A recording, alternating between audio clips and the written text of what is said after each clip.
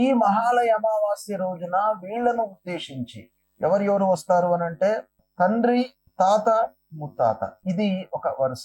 తల్లి సవతి తల్లి, తండ్రి తల్లి అంటే నాయనమ్మ, తర్వాత తండ్రికి ముత్తాత, మళ్ళీ తల్లి తాత, తల్లి ముత్తాత, సవతి తల్లి ముత్తాత, తల్లి తల్లి అంటే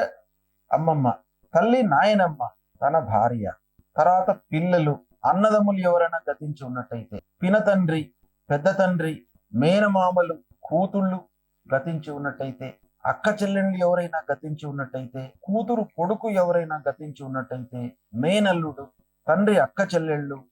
పినతల్లి, పెద్ద తల్లి, అల్లుడు, బావ, తోడబుట్టిన వారి భర్త, కోడలు, మామగారు, మేనమామ కోడలు, ప్రభువులు, గురువులు, ధన సహాయం చేసినటువంటి వాళ్ళు, ఇలాంటి వాళ్ళందరినీ ఉద్దేశించి మహాలయ పక్షం లోపల మనం పిండ ప్రదానం చేస్తాం.